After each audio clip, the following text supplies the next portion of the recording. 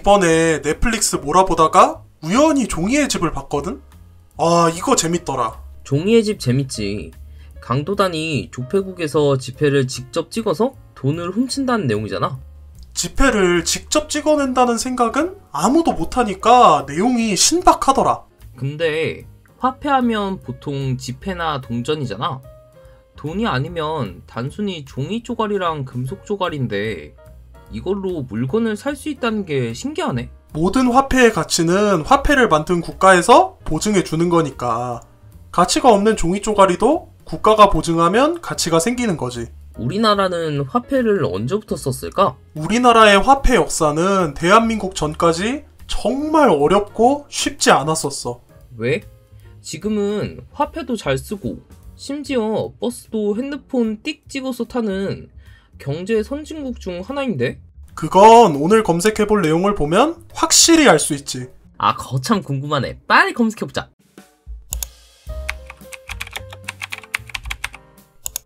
사실 우리나라의 화폐 역사는 상당히 짧은 편이야. 왜? 딱히 그럴 만한 이유가 있나? 한반도의 국가들은 예전부터 농업 위주의 국가들이었기 때문에 힘들게 따로 화폐를 만들기보다는 쌀이나 농기구로 물물 교환을 하는 편이 훨씬 편했거든. 아, 하긴 모두가 쌀이랑 농기구는 필요하거나 가지고 있기 마련이었을 테니까. 물론 화폐가 아예 없었던 건 아니야. 고조선 시대에는 우리나라의 철기 문화가 발달해서 자모전이라는 철전도 있었고, 삼국시대에는 금은수공업이 발달해서 금이나 은을 화폐로 쓰기도 했었거든. 토목류를 화폐로도 썼었잖아. 삼국유사에 문무왕식이 견포 한 필의 규격을 조정했다는 기록이 있어. 앞에서 화폐의 가치는 국가가 보증하는 거라 했잖아?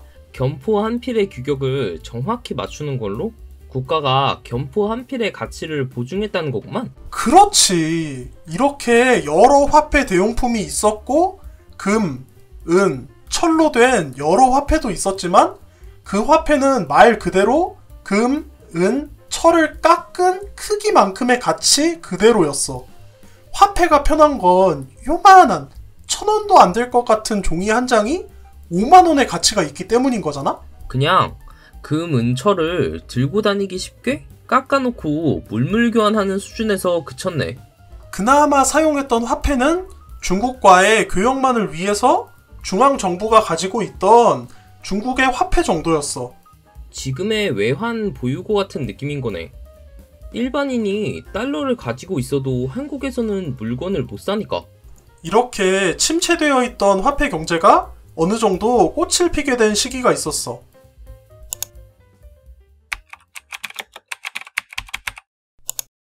화폐가 널리 사용이 되려면 결국 화폐의 필요성이 생기면 돼. 마치 앞에서 한반도의 국가들은 농업 위주여서 굳이 화폐가 필요 없다 했었으니까.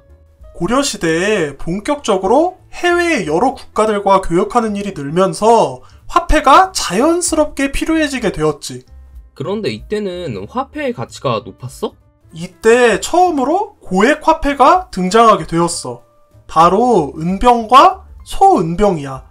말 그대로 은을 병 모양으로 깎아놓은 화폐였는데 이 은병의 가치가 무려 포목 100필 이상의 가치를 가지고 있었거든. 지금으로 치면 거의 뭐 수표네, 수표. 이건 진짜 고액 화폐 맞네.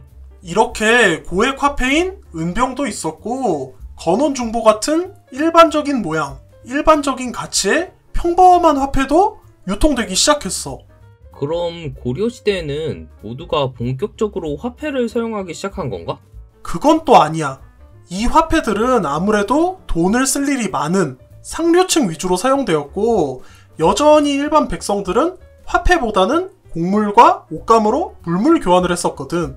같은 시기에 옆나라 중국은 동전도 많이 사용했고 심지어 종이돈까지 사용했었잖아. 왜 우리는 그런 게 안 됐었을까? 중국은 일단 영토가 넓어 생산량도 어마어마하고 국토 대부분이 평야라 생산된 물품들을 유통하기도 편했었어. 반면에 우리나라는 생산량 자체도 적고 국토의 대부분도 산이라서 생산된 지역에서 자체적으로 소비하는 방식이었지. 유통을 할 수도 없고 할 필요도 없으니까 굳이 화폐를 가지고 있을 필요도 없겠구나. 또 중국은 송나라, 원나라 같은 유라시아 경제의 중심지였던 거대 제국이 화폐의 가치를 보증하고 관리를 하니까 화폐를 안전하게 쓸 수 있었지만 고려는 아무래도 그러기에는 힘들었지. 고려 때도 실패했으니 조선시대에서만큼은 성공했겠지?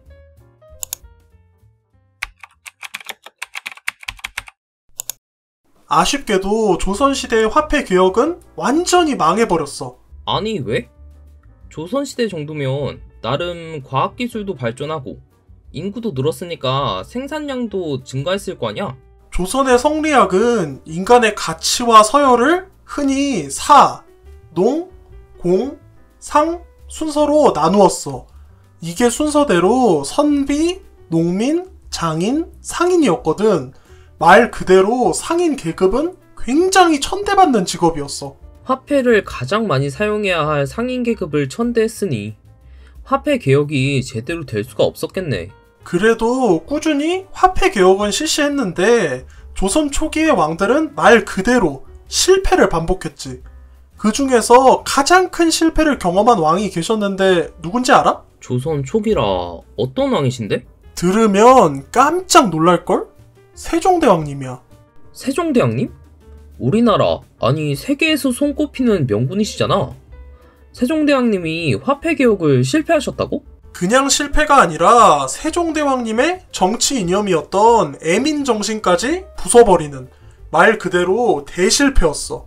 아니 뭘 어떻게 하셨길래?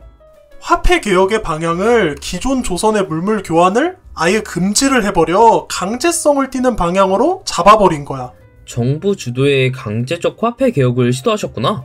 근데 한양을 제외하고는 제대로 된 큰 시장이 없던 조선에서 화폐 개혁이 제대로 될 수가 없었지. 마음이 급해진 세종대왕께서 물물 교환을 할 시 전 재산을 몰수하고 벌금형을 때려버리거나 곤장 100대를 때리는 등 한글창제나 노비의 출산휴가 제도 같은 법을 만드신 세종대왕에게서 애민 정신이 사라진 것만 같은 모습을 보이신 거지. 결국 화폐 개혁은 중단하셨나? 한양성 안이 말 그대로 폭동이 일어나기 직전까지 상황이 몰리자 결국 세종대왕께서는 화폐 개혁을 포기하셨어. 세종대왕님 같은 명분도 안 될 정도면 조선에서 화폐 개혁은 정말 쉽지 않았나 보네. 그래도 200년 뒤 명종 때부터 시장 경제가 어느 정도 활성화되고 은화가 들어오면서 정부가 주도하지 않아도 자연스럽게 화폐 개혁은 성공했어. 세종대왕님이 시대를 200년 정도 앞지른 개혁을 시도하셨던 거네. 추구기 같은 과학기술은 200년 앞서기에 성공했는데 경제라는 건 참 개인이 개혁하기는 어려운가 보다.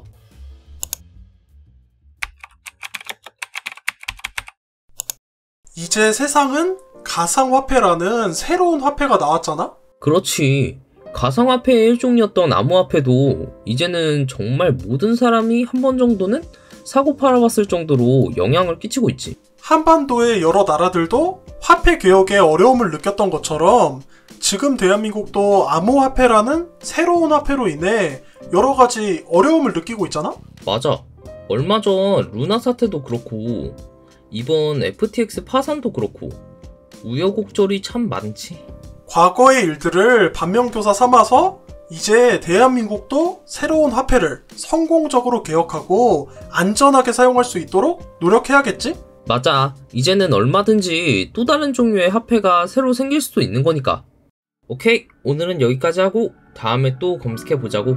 인사하자. 지금까지 나레이션을 맡은 닉냄 전 마루였습니다. 감사합니다.